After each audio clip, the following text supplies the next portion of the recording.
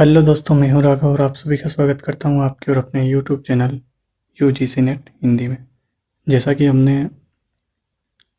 विद्यानिवास मिश्र जी का कवि परिचय हमने पढ़ा है अभी, और अब हम निबंध पढ़ेंगे। उनकी रचना जो है, निबंध रचना है मेरे राम का मुकुट भीग रहा है। ठीक है, तो बिना देर किए हम शुरू करते हैं। मेरे राम का मुकुट भीग रहा है, सबसे पहले हम देखेंगे उसका प्रकाशन वर्ष। ठीक है, तो मेरे राम का मुकुट भीग रहा है का प्रकाशन कब हुआ? तो 1974 ईस्वी में इसका प्रकाशन हुआ। ठीक है, अब देख लेते हैं, निबंध शुरू करते हैं। ठीक है, यह निबंध मेरे राम का मुकुट भीग रहा है शीर्षक संकलन से लिया गया है। इसमें कुल कितने निबंध हैं? 17 निबंध संकलित हैं। इसमें कुल कितने? 17 निबंध संकलित हैं। ठीक है, तो वह निबंध भी हम देखेंगे, क्योंकि परीक्षा में उन निबंधों को याद करना भी आवश्यक है और पूछा भी जा सकता है पेपर में। ठीक है, तो चलिए हम शुरू करते हैं। पहला निबंध पहला देख लेते हैं, मुकुट मेला और नुपुर। अगला है विंध्य की धरती का वरदान। अगला है अमरकंटक की सालती स्मृति। अगला निबंध है राष्ट्रपति की छाया। अगला है बेतवा के तीर पर। और अगला निबंध है होइए शिला सब चंद्रमुखी। अगला है रेवा से रीवा। अगला है चूरियों काल चूरियों की राजधानी गुर्गी। ठीक है, रूपहला धुआं, मेघदूत का संदेश, स्वाधीनता युग के कटघरे में हो गए, कटघरे है ना, सॉरी, सावनी की स्वाधीनता एक निर्वासित श्यामा। अगला है अयोध्या उदास लगती है। अगला है खामोशी की झील, राधा माधव हो गयो। अगला है बालू के दूह। और अंतिम निबंध है मेरे राम का मुकुट भीग रहा है। ठीक है, तो इसमें सबसे अंतिम निबंध है जो कि मेरे राम का मुकुट भीग रहा है। ठीक है, तो अब हम देख लेते हैं अपनी बात में मिश्र जी ने जो इस निबंध के विषय में कहा है वह हम देख लेते हैं कि इसमें क्या लिखा है उन्होंने और किन बातों का इसमें महत्व बताया गया है। ठीक है, तो इस निबंध संग्रह में आधे निबंध पुराने हैं और आधे नए। पुराने निबंध इस निबंध संग्रह की यायावरी पर्याकुल वृत्ति के समीप है, इसलिए यहाँ जोड़ दिए गए हैं। यह वैसे अद्भुत लगता है कि 17 वर्षों का अंतराल हो गया कि मैं विंध्य प्रदेश में प्रवासी की जिंदगी व्यतीत करता हुआ भी आत्मीयता पा रहा था और एकाएक उत्तर प्रदेश से बिछुड़ना पड़ा। उस आत्मीयता की तलाश के भीतर के जंगलों और वीरान पठारों की यात्रा करता रहा हूँ।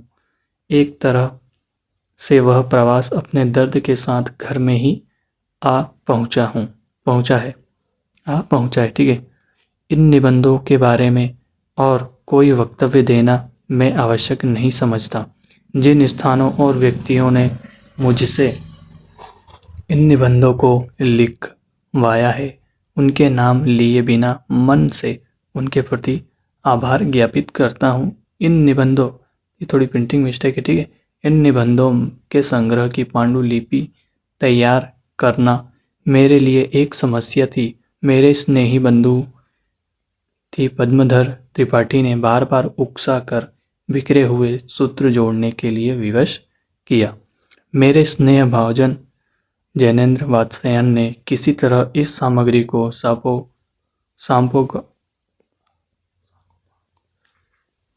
सांगोपान जुटाकर इस निबंध संग्रह को प्रकाश में लिए प्रस्तुत कर दिया। इनको मैं हृदय से आशीर्वाद देता हूँ। ठीक है, तो यह निबंध कहीं पे पुराने निबंध, कहीं पे नए निबंध, कहीं पे उनकी जो यात्रा है उत्तर प्रदेश की जो बिछोड़ने की, उस विषय पर यह निबंध लिखा है। उन्होंने बताया है कि वहाँ जंगलों पठारों में यात्रा कैसे क्या करते थे वह सब इसका वर्णन इसमें मिलेगा। अब हम देख लेते हैं इसकी विषय वस्तु कि इसमें किस प्रकार के विषय पर, जो कि मेरे राम का मुकुट भीग रहा है, इसमें किन विचारों को, किन उद्देश्य से यह निबंध लिखा है विद्यानिवास मिश्र जी ने। ठीक है, ठीक है, लेखक विद्यानिवास मिश्र द्वारा रचित मेरे राम का मुकुट भीग रहा है एक प्रमुख ललित निबंध है। ठीक है, तो हजारी प्रसाद द्विवेदी के बाद इन्होंने जो कि अगले निबंध ललित निबंध लिखने में दक्ष थे वह है विद्यानिवास मिश्र। ठीक है, तो इस निबंध में लेखक ने पुरानी पीढ़ी और नई पीढ़ी के विचारों एवं व्यवहारों में अंतर, मध्यवर्गीय व्यक्ति की समस्या, माँ कौशल्या के मन की चिंता एवं मनुष्य जीवन की सार्थकता आदि विषयों पर अपना गंभीर चिंतन व्यक्त किया है। ठीक है, लेखक ने पौराणिक राम कथा के आधार पर आधुनिक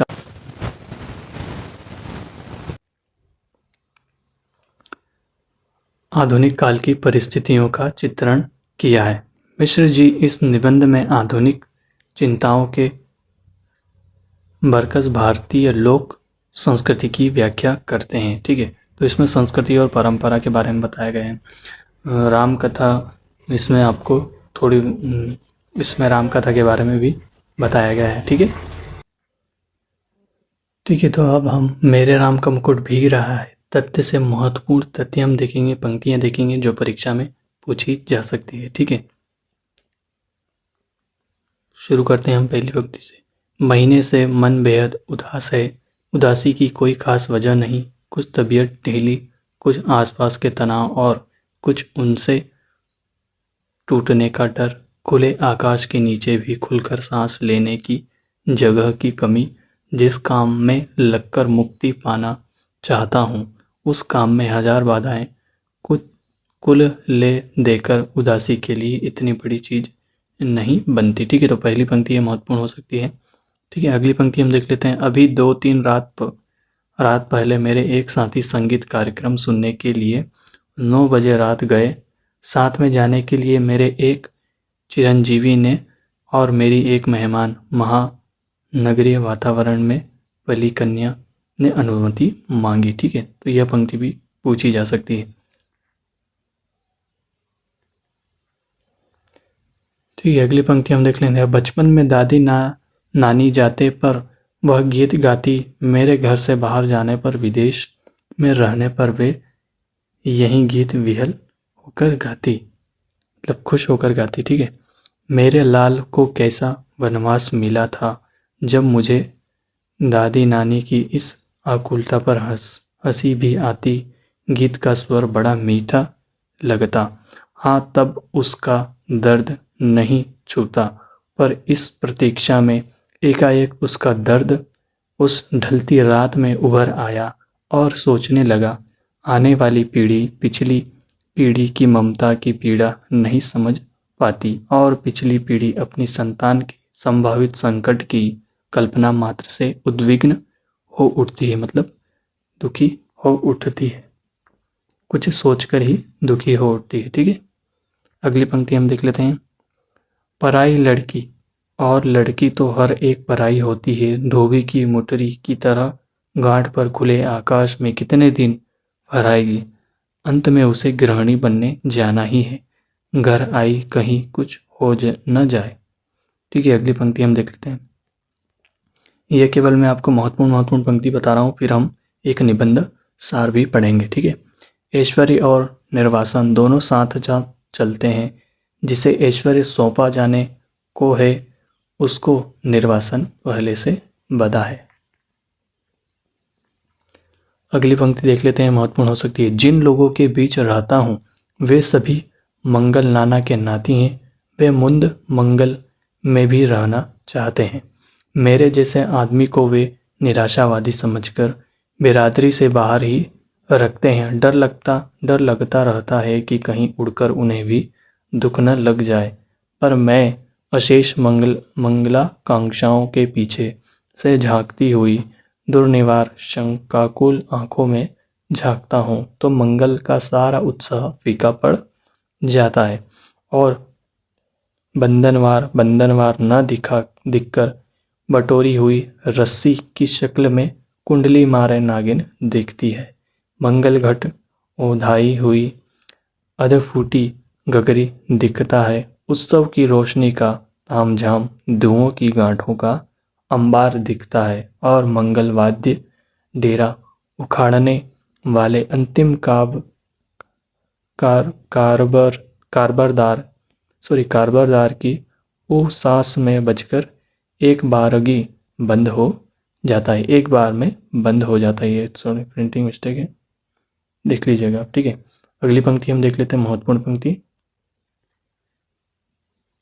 लागति अवध भयावह भारी, मानहु काल रात्रि अंधियारी। देखिए यह पंक्ति जो है ना, यह पंक्ति सबसे महत्वपूर्ण है, परीक्षा में पूछा ही जाता है और पूछ भी सकते हैं अगली पंक्ति, क्योंकि पंक्ति यह भी पूछ सकते हैं कि कौन से निबंध से ली गई है, ठीक है। तो यह पंक्ति हमेशा किसी न किसी वर्ष पूछी ही जाती है, तो इस पंक्ति को आप अवश्य करके ध्यान रखिएगा, ठीक है। अगली पंक्ति हम देख लेते हैं, महत्वपूर्ण। कैसे मंगलमय प्रभात की कल्पना थी और कैसी काल रात्रि आ गई है, एक दूसरे को देखने से डर लगता है, ठीक है।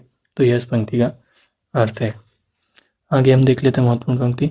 उत्कर्ष की ओर उन्मुख समष्टि का चैतन्य अपने ही घर से बाहर कर दिया गया।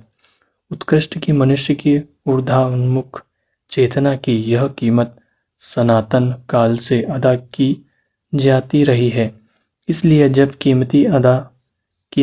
कीमत अदा कर ही दी गई तो उत्कर्ष कम से कम सुरक्षित रहे, यह चिंता स्वाभाविक हो जाती है। राम भीगे तो भीगे, राम के उत्कर्ष की कल्पना न भीगे, वह हर बारिश में, हर दुर्दिन में सुरक्षित रहे, मतलब हर दुख में, हर बारिश में सुरक्षित रहे। देखिए अगली पंक्ति हम देख लेते हैं, महत्वपूर्ण। उस शक्ति का एकनिष्ठ प्रेम पाकर राम का मुकुट है, क्योंकि राम का निर्वासन वस्तुतः सीता का दोहरा निर्वासन है। राम तो लौटकर राजा होते हैं, पर रानी होते सीता राजा राम द्वारा वन में निर्वासित कर दी जाती है, मतलब उन्हें वन भेज दिया जाता है, ठीक है। राम के साथ लक्ष्मण है, सीता है। सीता वन्य पशुओं से घिरी हुई विजन से सोचती है, प्रसव की पीड़ा हो रही है, कौन इस बेला में सहारा देगा, कौन प्रसव के समय प्रकाश दिखलाएगा मुझे, कोई मुझे संभालेगा, कोई जन्म के गीत गाएगा। यह सब जब सीता को वनवास भेज दिया जाता है तब की यह सब बात उसमें कही गई है, तो यह भी पंक्ति हो सकती है महत्वपूर्ण, पूछा भी जा सकता है। अगली पंक्ति हम देख लेते हैं, महत्वपूर्ण हो सकती है। राम का मुकुट इतना भारी हो उठता है कि राम उस बोझ से करा उठते हैं, और इस वेदना के चित्कार से सीता के माथे का सिंदूर और दमक उठता है, सीता का वर्चस्व और प्रखर हो उठता है, ठीक है। अगली पंक्ति हम देख लेते हैं जो कि महत्वपूर्ण हो सकती है। अपने लड़के घर लौट आए बारिश से नहीं, संगीत से भीग कर, मेरी दादी नानी के गीतों के राम, लखन और सीता अभी भी वन वन भीग रहे हैं, ठीक है। तो उनकी दादी नानी जो गीत गा रही थी, उस गीत में ऐसा कह रहे थे कि अभी भी वह वन में भीग रहे हैं, राम, लखन और सीता, ठीक है। अगली पंक्ति हम देख लेते हैं। इतने में मन में एक चोर धीरे से फुसफुसाता है, राम तुम्हारे कब से हुए, तुम जिनकी पुनावट पहचान में नहीं आती, जिसके व्यक्तित्व के नाते बाने तार तार होकर अलग हो गए हैं, तुम्हारे कहे जाने वाले कोई भी हो सकते हैं, वह तुम कह रहे हो मेरे राम, और चोर की बात सच लगती है। मन कितना बैठा हुआ है, मन चाही और अनचाही दोनों तरह की हजार चीज़ों में, ठीक है। अगली पंक्ति हम देख लेते हैं जो कि महत्वपूर्ण हो सकती है। और इतने में पूरब से हल्की उजास, ठीक है। अगली पंक्ति देख लेते हैं। और इतने में पूरब से हल्की उजास आती है, और शहर के इस शोर भरे बियाबान में चक्की के स्वर के साथ चढ़ती उतरती जंतसार गीती हल्की सी सिहरण पैदा कर जाती है, मतलब उनका जन्म हो जाता है, सीता के जो पुत्र थे उनका जन्म हो जाता है, ठीक है। इतनी असंख्य कौशल्याओं के कंठ में बसी हुई जो एक अरूप ध्वनिमयी कौशल्या है, अपनी सृष्टि के संकट में उसके सतत उत्कर्ष के लिए आकुल, उस कौशल्या की और उस मानवीय संवेदना की ओर ही कहीं राह है, घास के नीचे दबी हुई है।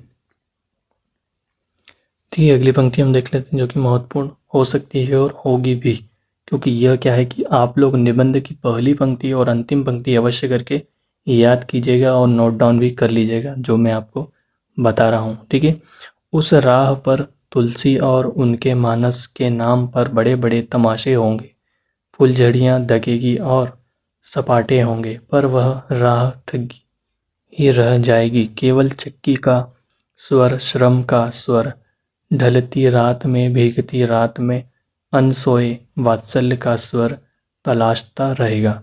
किस और राम मुड़े होंगे बारिश से बचने के लिए, किस और बता दो सखी। ठीक है, तो यह निबंध की जो अंतिम पंक्ति है, मैंने आपको महत्वपूर्ण पंक्तियां बता दी है। ठीक है, आप लोग इन पंक्तियों को नोट डाउन कर लीजिएगा। ठीक है, वीडियो रोक कर भी आप इन पंक्तियों को नोट डाउन कर सकते हैं क्योंकि यह परीक्षा में पूछी जा सकती है।